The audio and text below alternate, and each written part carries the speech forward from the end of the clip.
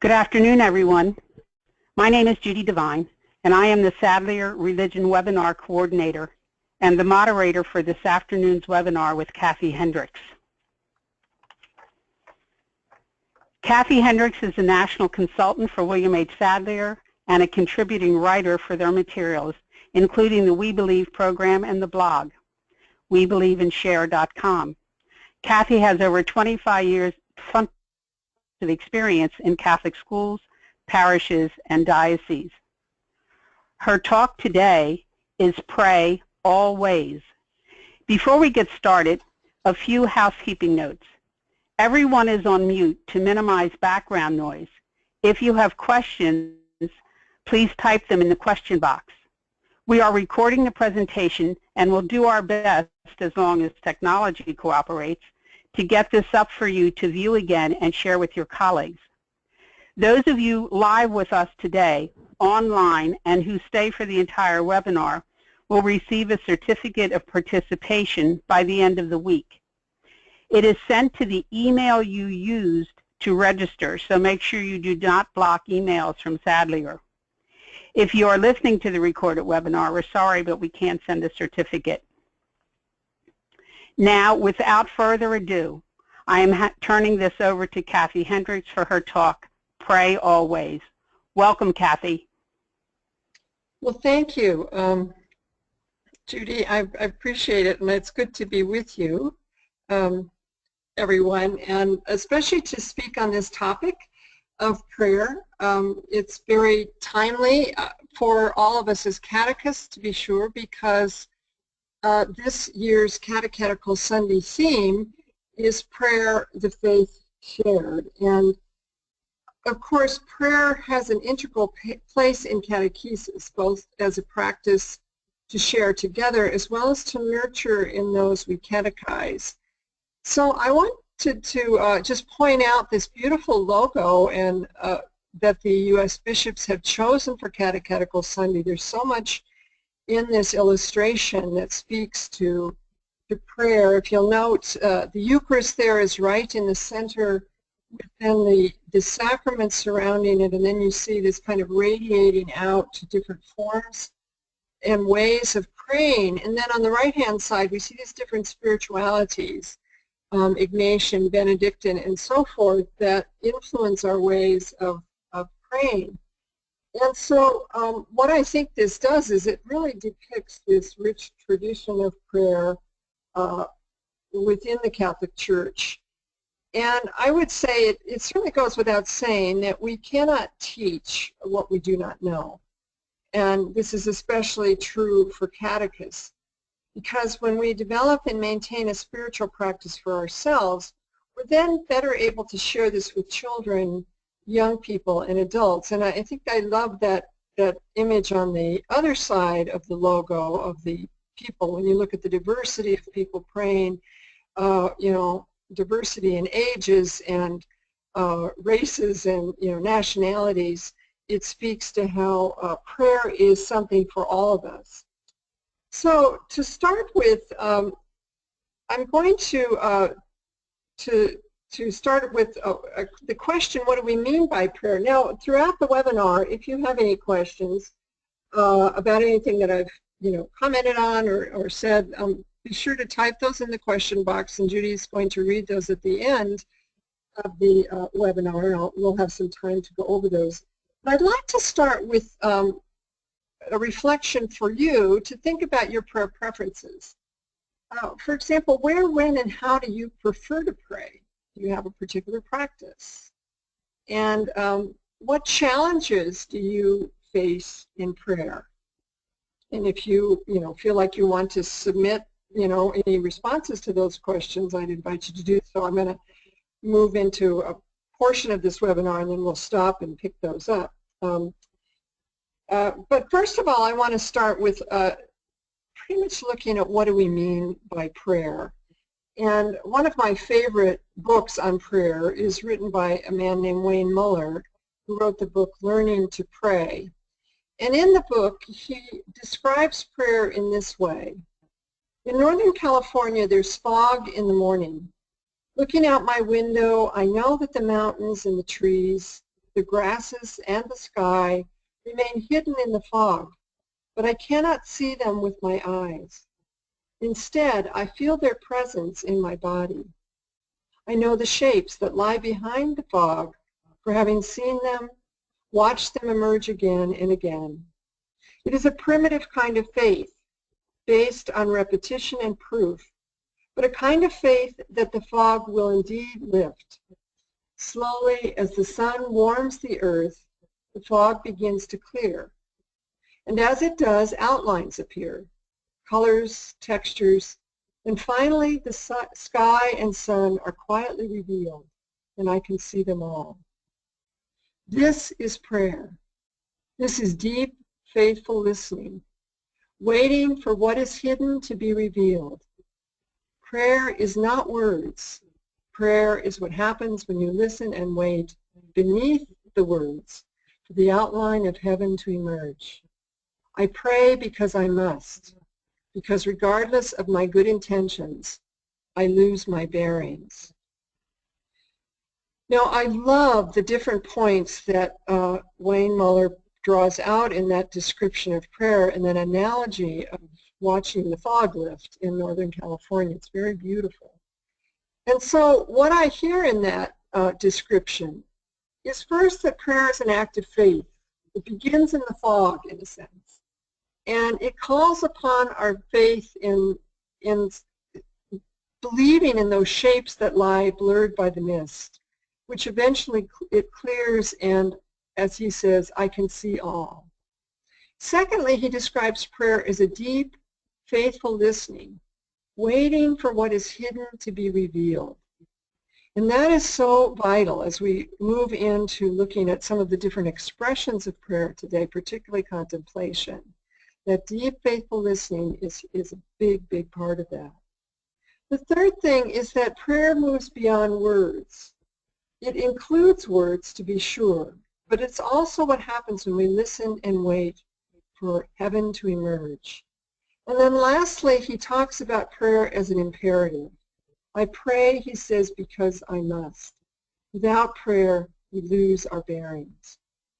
So I'd like to explore today possibilities for prayer in the midst of daily active lives, as well as how, as catechists, we might share prayer with others and help them develop, at least the beginnings or the seeds of a deep and rich prayer life. Now, if we had time, we would share the different forms of your prayers take, but I'm going to just kind of go over the 5 forms of Christian prayer that are named in the Catechism of the Catholic Church. I'm sure you're all familiar with them, but I want to just try to open them up to take a deeper look at how they are ways to pray that can be embedded in the course of our day. And that first form of prayer is probably one we all know very well, which is the Prayer of Petition. And this comes from, the basis for this form of prayer comes from Jesus, who told us to ask and it shall be given to you.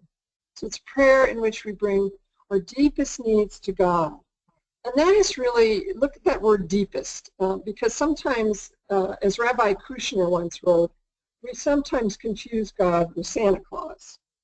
So this is a form of prayer. Whenever I'm talking to catechists, I always remind them to be careful with this kind of prayer so that with children, it doesn't become what I'd call a gimme list. Give me this and give me that. Now, little children are certainly going to bring all of their needs to prayer, and that's fine. But as we mature, these prayers of petition should move inward and towards our inner, most deeply felt needs rather than frivolous desires. And some of those deep felt needs arise from the pain and suffering in our lives. So prayers for forgiveness and healing are part of this form of prayer of petition. They arise from our woundedness and our deepest longing for peace, mercy, love, and grace. As part of liturgical prayer, we turn to God for the forgiveness of transgressions that rip at the fabric of our relationship with God, with one another, and with ourselves. And in that beautiful prayer of prayers, the Lord's Prayer, the line, "Forgive us our trespasses as we forgive those who trespass against us," reminds us of how this is one of the 7 petitions in that beautiful prayer. As Muller writes, the only act required of us in the prayer of the Our Father is the act of forgiveness. It's an action that takes time and sometimes a great deal of mental and emotional effort, pain, and humility. A great deal of spiritual direction has to do with this kind of prayer, of asking for God's forgiveness and mercy in our lives. The second form of prayer is blessing and adoration. And this is a form of prayer that perhaps many of us experience very early in our lives, perhaps through blessing food at meals or having a parent tuck us in at night and pray a simple blessing over us. An act of blessing is really an act of tenderness, and as such it springs from love. Thus it is that prayers of adoration flow from a sense of being blessed by a God who loves us in abundance. And then we, in turn, offer prayers of adoration, something a friend of mine once described as our Valentine to God, that express our love and adoration. If you've ever been around somebody who's in love, you know they can't stop talking about them. The wonderful spiritual teacher James Finley describes us as being as smitten with God as God is smitten with us. Isn't that wonderful? That God is so in love with us. And so our prayers of adoration express this loving relationship that is ongoing and expansive. The third form of prayer is a prayer of thanksgiving. And it arises, I think, very much so from prayers of blessing and adoration, because the more we become aware of our blessings, the more naturally prayers of thanksgiving spring to our hearts and lips. The Benedictine brother David Stendhal Rost writes extensively on the importance of gratefulness, and he describes its link with joy. "I am not grateful because I am happy," he writes. "I am happy because I'm grateful." Isn't that so? I mean, if you know of people who are filled with gratitude, they have a joyful aspect about them. And I think, you know, these are the types of prayers of thanksgiving that don't just, they're not just part of our spiritual life when everything is hunky-dory, when everything's going along beautifully, but they become even more important when our life is hard. To pray always with thanksgiving is to initiate gratitude as a daily and intentional spiritual practice. I just read a poem this morning on the website On Being, which is a beautiful website on spirituality, and the poet wrote about how before she goes to bed at night, she says aloud 3 things that she's grateful for during the day. And it becomes so delightful, she says, that she just keeps going. And she said it just always kind of gives her a different or a better night's sleep, which is really wonderful. Well, those of you who catechize little children, those of you working with young children know that they're very adept at prayers of gratitude. Well, you know, as we grow up, we can easily become lulled by entitlement. These attitudes that seem to surround us in the media, you know, and in attitudes that before you know it start to take hold in our own life, that I'm owed this. And gratitude then helps us to see life as gift rather than something we are entitled to. The Eucharist, of course, is our great prayer of thanksgiving. As we gather around the table of blessing, we give thanks and praise for the gift Jesus Christ offers in and for our behalf. Being together in communion is an occasion for ongoing thanksgiving. And then it becomes a natural step to move from there to the next form of prayer, which is praise. Fear of the Lord is one of the 7 gifts of the Holy Spirit. But we better, you know, it's a better translation of the word fear is that of awe and wonder. What this denotes, this particular gift of the Spirit is reverence and an appreciation for God's power and mystery.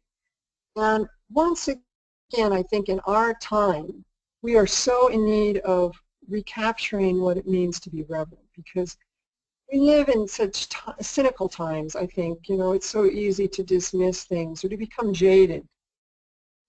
But there is always something to be awe-filled about.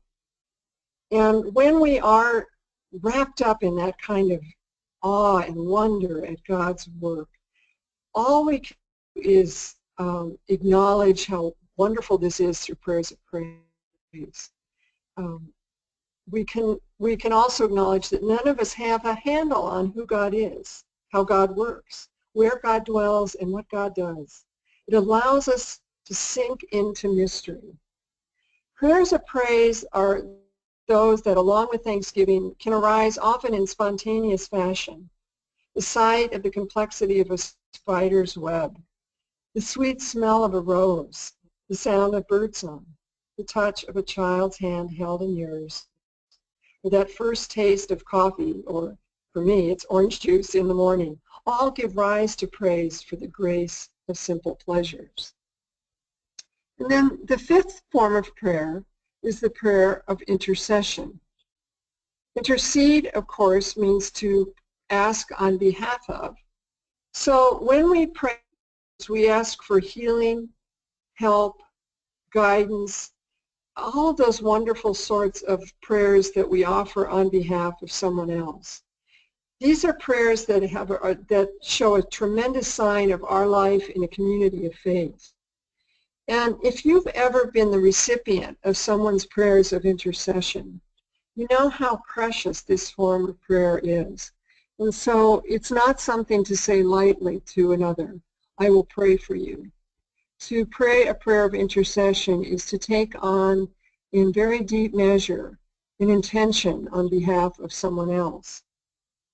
And in like manner, we know the blessed relief that comes from seeking the intercession of Mary and the saints. This is, excuse me, a form of prayer that is important to draw children and young people into, because it's a type of prayer that, you know, it's somewhat similar to petition. We can certainly be praying for other people in prayers of petition. But intercession really invites us to that awareness of other people's needs and their suffering. And so in a great sense, what I think this does for young people is it increases their sense of compassion and their connection with all of humanity. Now, I want to mention two other forms of prayer that aren't listed as such in the Catechism of the Catholic Church, but nevertheless, they constitute an important way of praying in the Catholic tradition. The first of these is oblation. Prayers of oblation offer ourselves and all that we do to God. This kind of prayer fosters generosity as we see what we have as gifts or blessings and recognize our call to give back what has been given so freely to us. These are the types of prayers that I think also counter that entitlement that I talked about earlier. And you look at this beautiful statue. This was a picture taken in the monastery of Gethsemane, where Thomas Merton lived. It's near Louisville, Kentucky. This is a statue of Mary in one of their chapels, and I just love this because you see on her face that beautiful expression of contentment in prayer. But Mary is such a model for us of someone who offered herself to God. She just gave all of herself to God, and of course that magnificent prayer in Luke's Gospel that we call the Magnificat, that God has done great things for me, you know, and she acknowledges her humility, her gratitude. There's so much wrapped up in that beautiful prayer. It's a wonderful prayer to reflect upon during Advent, but I think at all times to take it, and maybe even in little pieces, to think about what it means to offer ourselves and all that we have and are to God. And then another form of prayer that is very important is the Prayer of Lamentation. And these are prayers that, that we find laced into the Psalms. Prayers of lamentation, I think, lay aside that notion that all prayer is quote-unquote nice. You know, it's all, you know, when everything's going just fine. But that we bring to our prayer anything that we're suffering with, that we're struggling with, anything that's painful or confusing or cause for despair into our prayer. The Bible is full of lamentations, from those of Job to the psalmist who calls out for vengeance, justice, and a little bit of attention from a rather distant God. One of the most, you know, familiar prayers of lamentation comes from Psalm 22. My God, why have you forsaken me? And this was a prayer Jesus, of course, prayed on the cross. Now, these are not prayers that simply whine and complain, although that's part of their nature, actually, but they also expand our capacity for empathy and compassion. Consider those we'd really like to see punished or humiliated or dealt due justice. The Psalms and other forms of lamentations not only give rise to the outrage in our hearts, but they also offer a way to move through the anger and into compassionate presence. This photograph, my husband has taken all these photos, and this photograph is a stained glass window, actually, that's in a church in Germany, and it's dedicated to the victims of the Holocaust. And you can see those skeletal hands. Isn't that a graphic sort of depiction? It just, whenever I see that, I'm just kind of jolted by it, because it speaks so strongly to the emotions of fear and anger and suffering and anguish. And I think that a photograph like this, or pictures of lamentation, you know, sometimes the pictures we see in the newspaper, one of the most recent has been that little Syrian boy all covered with dust and dirt, and he's sitting on the edge of an ambulance, and it's just caught the world's attention about the plight of Syrian refugees. These are images I think we could bring into what we call Visio Divina, where we could reflect on those kind of images and allow them to let rise in us our prayers of lamentation. And I think that as catechists, of course, we don't want to frighten children, but we must not be you know, too timid in prayer, because children and young people have a lot of laments. And so allowing them to bring those laments into their prayer, anything that scares or disturbs them, what we try to do then is help them understand that God is open to all of our prayer. And God, after all, has heard it all. I'm not going to shock God with any prayers that we're bringing to Him. So those are some the 5 forms of Christian prayer that we read about in the Catechism, and then a couple of others that are kind of into those. And so I just have a couple more questions for you to think about in terms of your own prayer. First is, do you find that you have a form of prayer that you tend to prefer one over the other? And do you find that there's also different times of the day that these prayers kind of come into your life? I know that I often, in the middle of the night, am drawn to intercessory prayers. Because I'm a mother and a grandmother, I tend to wake up at 3 o'clock in the morning thinking about my loved ones, you know, and so I'm often praying intercessory prayers in the middle of the night, whereas in the morning I'm much more prone to offer prayers of blessing or gratitude. It's important to kind of be aware of that, because if we're only kind of drawn to maybe 1 or 2 of these forms of prayer, we'll want to broaden our understanding and our use of all the forms of prayer, and draw those into our catechesis so that we're exposing others to a wider array of prayer.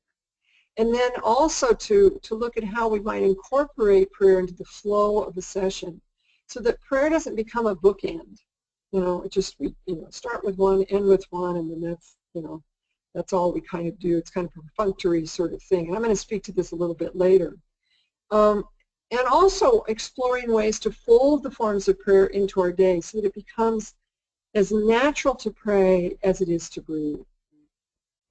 So I'm going to pause right here and just see if, Judy, if we had any responses to my preferred ways of praying or any challenges that we face in prayer. Do we have any response? I do. Kathy, two things. Every now and then your voice gets muffled. Oh, okay. So just make sure you're near your microphone there, your phone. Okay.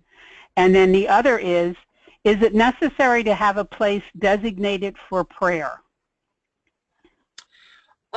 It's not necessary. I think, Judy, is that voice sound all right? That was a comment. Yes. Oh, okay. I just want to check my voice, do a voice check here. Okay, that is a very good question. Do we need a dedicated place to pray? In general, of course, we can pray anywhere. And when we look in the scriptures, Jesus was praying wherever he was. You know, he prayed with people. He prayed while he was on the road.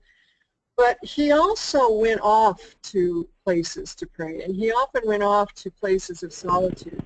And so I think in spirituality, if you're going to have a prayer practice, it's a good idea to have a prayer place, kind of a place that you've set aside. It doesn't have to be elaborate. It might be a corner of a bedroom. I know my favorite place to pray is an armchair in our living room, and I just kind of keep my journal there and some books. And it's a reminder that when I sit there, I have a place to be at prayer. But so it's kind of a both and answer to that yes, it's helpful too, but it's not the only place that we'd be restricted to pray.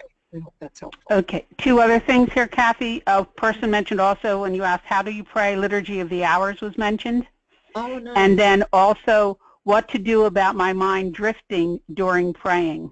Oh, that is such an important one, is how do we keep ourselves from drifting off? And, you know, I always say, you know, I'm defrosting the refrigerator in my head when I should be praying, you know, all these things that are cropping up.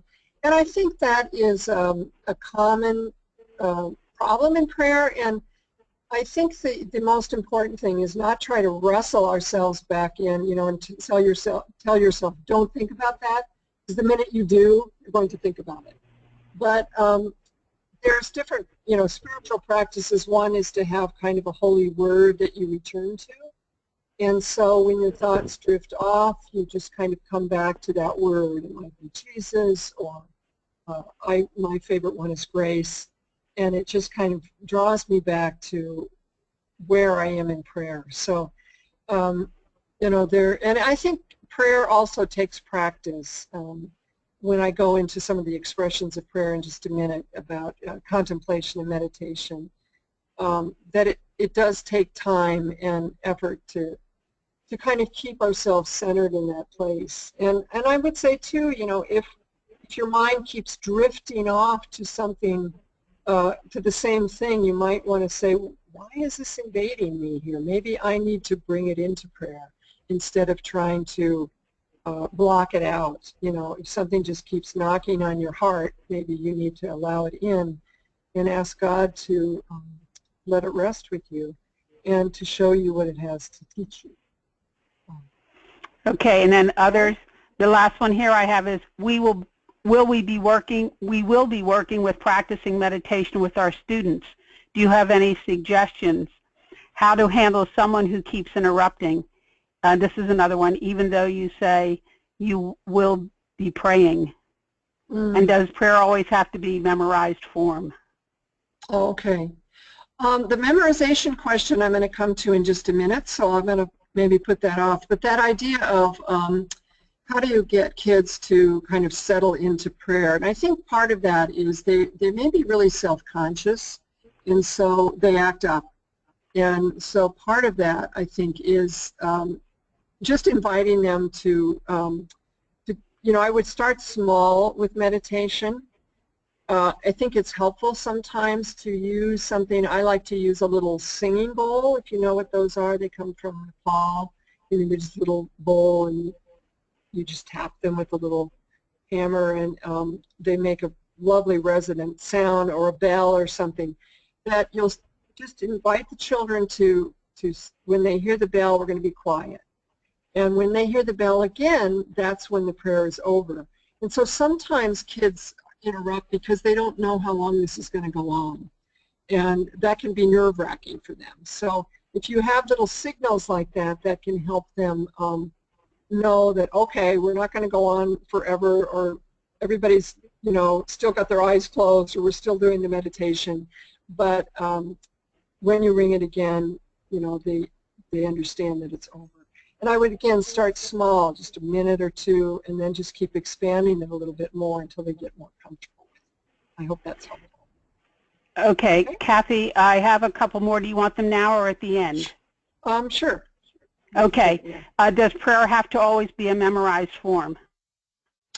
No, it doesn't. And when I move into the next piece on the expressions of prayer, I'm going to look at the value of memorized prayer, but we have many different ways of praying that beyond memorized prayer. So.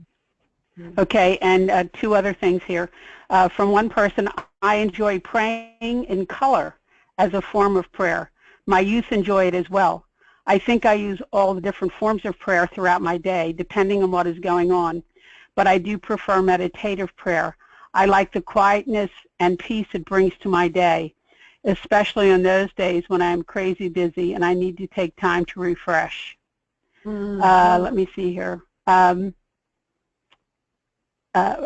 renew before I can continue with my day. My favorite place to pray is early morning at the beach. That is where I feel closer to God and where I can leave all my worries behind. Oh, how nice. Yes, now we have a lot more here. So how do you get 7th graders to pray spontaneously and out loud? Okay, 7th graders, yeah. I think, you know, the older kids get, the more self-conscious they are. So I would suggest that you might have them write their prayers down. And, you know, they might be more comfortable reading them because they may not be, you know, the spontaneity is probably not going to be as great with that age level as it would be for the kindergartners who will pray all day if you let them. You know, there's so many things to thank God for or whatever. And I think if you can kind of focus it in some way with a question, you know, some kind of a meditative experience with kids that would get them into some sort of imaginative dialogue with Jesus, and then, you know, what would you say to Jesus? And then maybe give them some time to process that, perhaps to write it down or sketch it in some way, and then invite them to share as they feel comfortable. You know, again, it might be something that it's just hard, and until they feel really safe with the rest of the group, they're probably not going to do it. So look at various ways to invite them to share their prayers. This from a 3rd grade teacher. We do an opening prayer with my class, and towards the end of the class, we do a prayer of Ablation Meditation. It works very well for 3rd graders. It was just a suggestion she made. Oh, nice. And nice. Then the other, what about if an adult interrupts? Oh, oh my. I'm assuming the adult would be maybe a parent or an aide, unless you're working with an adult group, and that can happen too. And I think it can be the same thing, that people are sometimes not comfortable. I think people are not comfortable with quiet. I've done prayer services where you have people kind of giggling, and, you know, they're just not comfortable. So again, if you have some kind of a bell or something that indicates the start and ending of prayer, if it's you know, an aide in your classroom or something, I would talk to them afterwards and emphasize the importance of being attentive and respectful to other people who are trying to pray. It's a difficult thing because we're getting noisier and noisier, even in church. So it's hard, you know. I mean, you're really up against a big cultural shift, I think, in terms of trying to get people to quiet down. Okay, one suggestion on the 7th grade. As a teacher, I model prayer with my 7th grade every day. They develop the practice and eventually break out spontaneously. Oh, nice. Modeling. Okay, and then so good. Would you have a guide/suggestion for praying to loved ones whom we believe/hope are in heaven? I think the best is, you know, just a conversation probably with them. I know I talk to my mom in my prayers, my dad, and you know, there's times when you know, I'm maybe going through something and say, Mom, you just have to be with me right now, and you know, I think it's this kind of this conversational, being comfortable with that kind of conversation with God as well as with those who have gone before us. I mean, that's part of our faith tradition, is believing in the prayers of intercession for those who are with God in heaven and who do see what we are going through and do pray on our behalf. Okay, that's it, Kathy. Okay. Oh, wait a minute. And praying is another comment. Praying is a great way to teach the students about God. Oh, yes. The best, I think. Definitely. Okay, back to you, Kathy. All right, let me move on to in the Catechism of the Catholic Church, one of the things, a very important section is on the expressions of prayer. How do we express our prayer? And it's very important to remember, and it's something that probably many of us may not have noticed, this slight nuance in the Gospel. But when Jesus taught the disciples the prayer that we call the Our Father, he wasn't responding to a request for a prayer. The disciples asked, "Teach us to pray," not "teach us a prayer." Do you hear the difference in that? So, while the Our Father is a cherished prayer, it is also a way to pray, not only through the words, but also through contemplation and meditation, two other essential ways to express our prayer. Now, common concepts of prayer are often tied up with words, lots and lots of words. And we often, you know, and I know in our Sadler books we do, you know, with little children, we define prayer as talking and listening to God. And in fact, taught words, whether we speak them or write them or sing them, are one very important expression of prayer. And especially in these ways. Now, somebody just asked about memorized prayers, and they are a very vital part of our faith tradition, knowing prayers by heart. And years ago, I heard a Jesuit describe memorized prayers as old friends that are always there when we need them. And so when you look at that Psalm of Lament, my God, why have you forsaken me? That which Jesus prayed on the cross.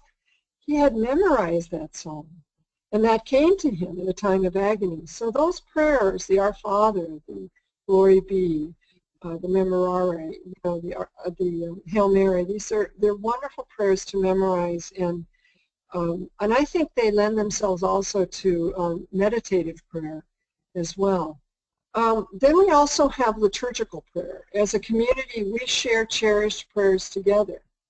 And so joining our voices together is a powerful way to vocalize our prayer.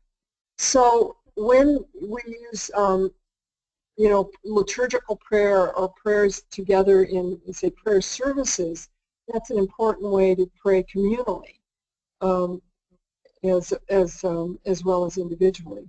And then spontaneous prayers are those that we call from the heart. And sometimes those prayers arise without our even knowing it. St. Paul described this as prayer, the Spirit praying and groaning, and or in ongoing conversation. You know, I heard one author once say that she felt like she never stopped muttering to God. Wonderful description. And I think, you know, as I said earlier, young children are often the most adept at spontaneous prayer. So it's prayer that can arise at any time, and it doesn't have to be real flowery. You know, that may be another thing that may be shutting down some of those older students if they feel they have to make this eloquent prayer, but just a prayer of, God, I just need you to help me right now. Or, oh my gosh, it's such a beautiful day. I just, you know, give thanks and praise for this beautiful day. Another form of vocal prayer is sung prayer. Words of hymns coupled with you know, music reach a different part of the mind and heart. You know, they're finding with people that have Alzheimer's disease, hymns are often the most cherished ways that they kind of recall themselves. It's very beautiful. Consider the words of a hymn like Amazing Grace, which have consoled and inspired people in so many places and across cultures over the years. Now, as a catechist, you may not find yourself very comfortable singing by yourself, but listening to music or giving yourself over to the beauty of the melody and rhythm can be a form of prayer. And it's something certainly to incorporate into your prayers with children and young people. And then there's the written prayer. It might be reading the written prayer. Some of us like to use prayer books, maybe a daily reading. Someone there mentioned earlier the Liturgy of the Hours, which is so wonderful. You know, these beautiful prayers that are key to the different times of the day. Praying with Scripture. And the words of the saints or mystics is another way that we use vocal prayer. My primary prayer practice is journaling, and so every morning I start with writing in my journal, and that has become for me a very cherished way of praying, using words. So that's one expression of prayer. Another one is meditation. And the late Bishop Kenneth described meditation as mulling over truths of the faith, not alone but with God. And in the Western tradition, meditation is a more mental or active form of prayer. And it's an expression of prayer often used in conjunction with reading the Bible. Two examples of this kind of meditative prayer include the Ignatian Exercises, which come from the Jesuit tradition. And this involves using the imagination and placing ourselves within a gospel passage. And what would Jesus say to me, and how would I respond? Very beautiful, and it's a lovely form of prayer to do with children, with youth. There's some lovely prayer resources, actually, of meditative prayer. I think somebody earlier mentioned that that's something that you're doing with your students, which is just wonderful, because kids do have a very active imagination. And there's lots of ways that we could do that, is having them just reflect quietly, but maybe drawing or writing their responses, so you're kind of forming, melding those two, meditation with vocal prayer together. And then another form of this meditative prayer is Lectio Divina, which is a form of spiritual reading. It involves savoring a text by reading and reflecting upon it several times. And there's 4 steps in the Lectio Divina process: the Lectio, the reading, the meditatio, the meditating on it, the oratio, the praying, and then the contemplatio, contemplating. And it's a way of opening up a biblical text in a new way. Very beautiful. And then another way we meditate is through the use of prayer beads. It's a form of prayer that's used in a lot of religious traditions. And of course, in the Catholic tradition, there's that calming, prayerful flow of the Rosary, which is a meditation on the lives and ministry of Jesus and Mary. And so we're using, again, those vocal prayers, memorized prayers of Our Father, Hail Mary, Glory Be, and letting them flow with us. And so it's a beautiful way of drawing prayer into our minds and into our hearts. And then the third expression of prayer is contemplation, which is more a prayer of the heart than the head, resting in God. And this picture on the right side is a picture, I just love this picture. It's a father and child that my husband took while we were waiting at the airport. And, it's just a very simple scene of the father with his little boy who's looking out, obviously, at the planes. How often do we find contemplative moments just folded into sweet and simple experiences of our lives? So contemplation is more a resting in God. It's not so much in the head as it is the heart. And St. Teresa of Avila, writing about this in her masterwork, The Interior Castle, she describes how in prayer we move deeper and deeper into what she calls this interior castle, the different mansions in the interior castle. And in each one we move deeper and deeper into a more intense union with God through the prayer of contemplation. And there the mind is quieted by the immersion into one's heart space. The important thing, she wrote, is not to think much, but to love much. Now, there's a lot to contemplate just in that one sentence of moving out of all the heads and the repetitive thoughts into just resting in God. So I'm going to go back to that wonderful question about, is there one place to pray? And I think contemplative prayer really lends itself to being outdoors. If you've ever found yourself just wrapped up in just, you know, someone mentioned that they love to be on the beach. You know, I love that. I live in Colorado, so being up in the mountains is a very contemplative place. But I just find even sitting on our back patio this summer has been such a contemplative experience for me. Just resting in a chair, listening to the sound of birds. We have a little bird bath near our patio, and watching the birds come up and splash around in the water. All of that just brings me right into this sense of I don't have to think of anything, say anything, do anything, just being with God. And I think that's the beauty of contemplative prayer. And of course it can be tempting to consider that contemplative prayer is prayer limited to those in monastic life. And certainly monasticism is a particular calling for some, but the call to contemplation is for all who follow the way of Christ. The late Basil Pennington wrote, "Every person baptized into Christ is called to enter into contemplative union with God. Whatever decision we make as to how we will live our lives in Christ for the glory of God and the good of the whole human family, our lives will not be complete, full, and powerful if we do not cultivate a contemplative dimension." So these expressions of prayer, all three of them, the vocal, the meditative, and the contemplative, take a certain amount of discipline, a word that shares the same root as that of disciple. To be a disciple of Jesus is to set aside time for a dedicated spiritual practice. Now, I could, and I would love to do an entire webinar just on contemplation, because it seems to be the pinnacle of prayer. It's one in which we lose ourselves in God's love and learn to be present within that sacred realm. This is really what it means to pray always. So how then do we lead others to prayer? Some key points of making prayer in all ways part of your catechesis. These are just some suggestions that I have.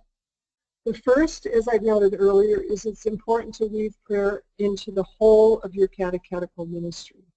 And this has to start first with cultivating a prayerful life. Someone mentioned in your comment that you serve as a model for your 7th graders, and that's so wonderful because that's what it entails first. If you're not first a prayerful person, I don't know how you're going to lead others to pray. So taking time to be both a model and a witness to the importance of prayer. The second is creating a space for prayer wherever you gather with children or young people. Many catechists I know have a prayer table or other space in their wherever they gather. And the value of that is it creates a focal point for prayer. I'd encourage you to be creative, but keep the space simple yet engaging. Pay attention, for example, to the flow of the liturgical year, and invite children and young people to contribute ideas to making the space as prayerful as possible. You might use a singing bowl or a chime or a small bell, as I said earlier, to draw them into prayer and let them know when those periods of quiet prayer and reflection have ended. Mix it up. Flow prayer into your sessions. Perhaps you'll make the prayer service part of the middle of the session instead of the beginning or the end. You might pause in spontaneous fashion for a moment of quiet or shared prayer. Maybe you're talking about some issue of justice or people that are suffering, and you just want, oh, you know, let's just pause for a minute and pray for all those people that are suffering, you know, in Baton Rouge from all the flooding that they've had, or or we're praying for all those refugees that are fleeing their homeland, you know, in search of a safe place. So we can always have those opportunities to stop and pray, just quietly for a while, or invite the children to say something out loud. Stay attuned to the needs for prayers of intercession and petition as the events of your parish or school and the larger community warrant. Try as much as you can to eliminate distractions. This might help with those kids that are interrupting. If they have a lot of things, you know, kids are like that little dog in that movie Up, you know, squirrel, who just turns his attention to whatever's in his path or his line of vision. You might play soothing music to draw attention from any ambient noise if you're in a noisy environment. Music can kind of create a little way of a mood, if you will. Make sure that papers, books, and other items are set aside during times of prayer. If possible, dim the lighting, particularly fluorescent bulbs, to set a tone for prayer. It makes a big difference. Turn the lights out and let natural light be part of your prayer environment. And then venture outwards. Go outside or to the church or chapel if you're able to on occasion as a way to engage children or youth in a different environment. Never let prayer become rote or dull would be one of the pieces of advice that I would give you. So praying always. The late Henri Nouwen, who was a beautiful writer on spirituality, wrote an article about the call to unceasing prayer in Paul's letter to the Thessalonians. He writes, "It might at first have seemed demanding and unrealistic, but perhaps we can now see that such prayer can be a source of ever-increasing joy. After all, it is not just a man, but God who invites us to let our whole lives be transformed. This is why Paul could write, 'Pray constantly, and for all things give thanks to God, because this is what God expects you to do in Christ Jesus.'" So, as I wrap up my comments, just some things for you to consider. Is there one thing from the webinar you might take away, first of all, for yourself, so that you can become that person of prayer?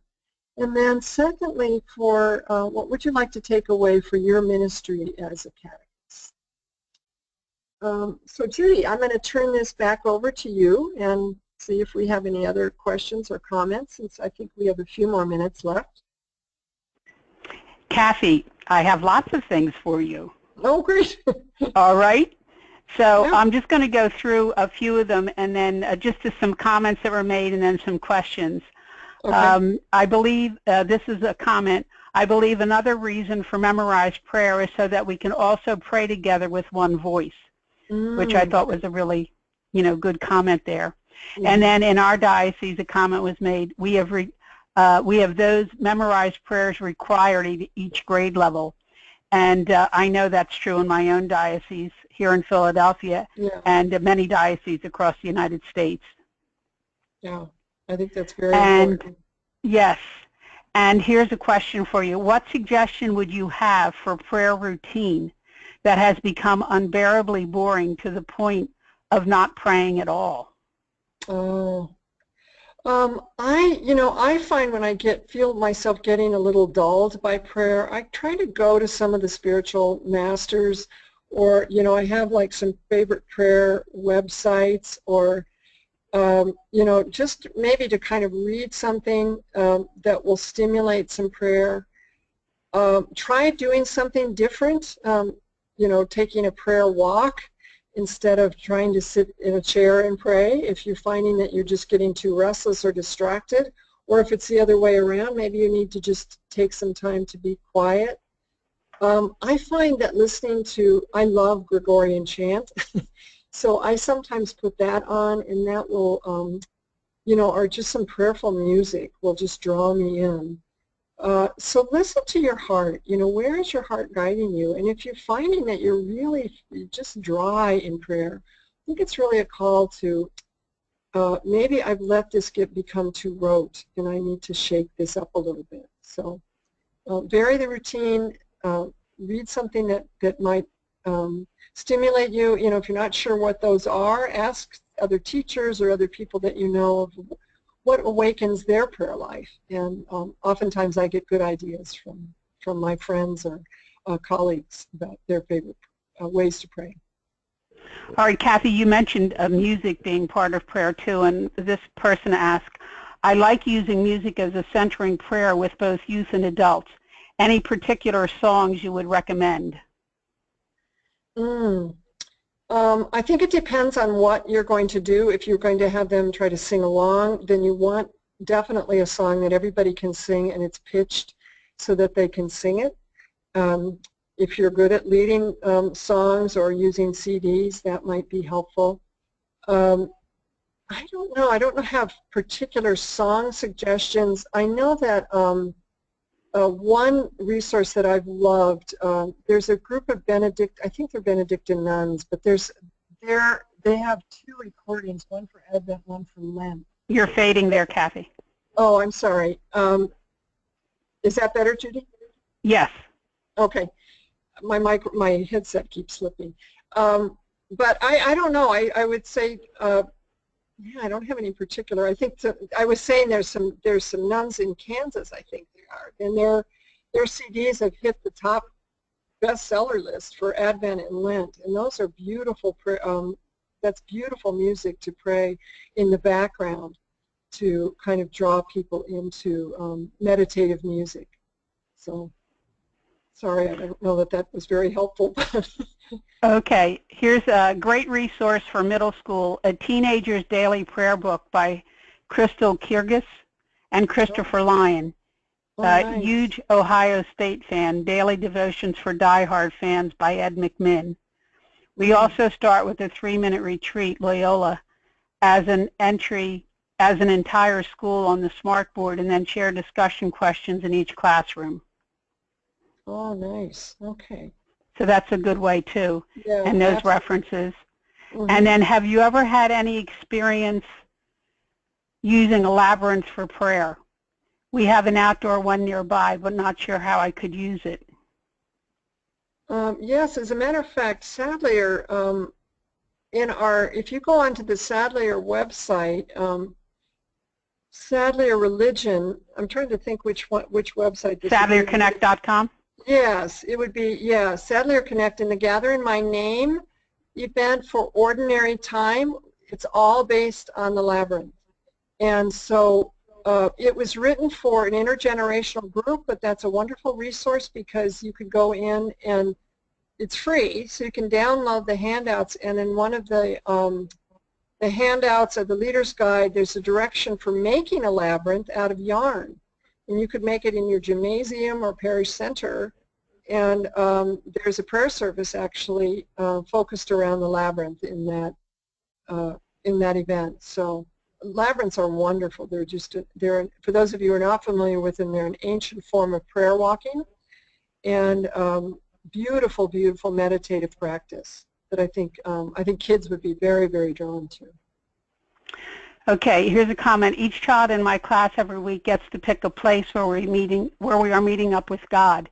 We silently pray and talk to God, and at the end we share, if we want, what we talk to God about. Children really love this, and they love to share and listen to others. Oh, I want to be in your class. Doesn't that just sound lovely? Oh, yes, thank you. A couple of comments here. I believe that prayer is truly the backbone of our ministry. Oh, absolutely. I feel for the most part that our prayer is rote. I find that music and singing is inspirational and energizing. Right. One thing I will take away from myself is the concept of journaling during prayer. I have thought about this recently, and this is providing the push for me to get started with that. Oh, I will take away ideas that came to me while you discuss leading others in prayer. Also, there's no handouts with this presentation, so that answers that question. Shine, Jesus, Shine is an awesome song. So there you go. Somebody asked for some song. Okay. John Burland is a great music resource. For myself, I find contemplative prayer, I need to be more contemplative. I need to take time to see prayer in everyday life. For my ministry, I need to work more at bringing people into prayer. Wow. All right, and one thing I will take away from for my ministry is to venture outwards. We have a new prayer garden that has been put in, and I would like to get the students out to pray. Oh, how wonderful, to pray. We have done Lectio Divina and the Ignatian Exercises. Wow. One song I'd love to share with the children is the 70s song, Our Father by Sister Janet Mead. Oh, nice. Okay. Prayer cards. Okay, my catechist, you like to use the music from the Vacation Bible School. Mm-hmm. A couple of people have asked, this webinar is posted, so once the recording is done, it will be posted, and it will be part of your thank you email. And Kathy, that is all of the comments. Okay, well, and I just wanted to put up here, Judy, here's a link to, or the address to my blog. So this is also another resource for you if you want to find some prayers to download. There's a whole archive on this, on the blog of prayers for all sorts of holidays. You know, Halloween's coming up, so we have a Halloween prayer, and you can download these for free and use them in your class or put them up on your whiteboard. And then I write a little blog reflection. So hopefully that will be of assistance to you as well. Thank you, Kathy. On behalf of Sadler, I'd like to thank Kathy for her excellent presentation. And as a reminder, the webinars will be posted, and your certificate will be sent to the by the end of this week. Thank you all for attending today, and have a wonderful week. Thank you, and God bless you.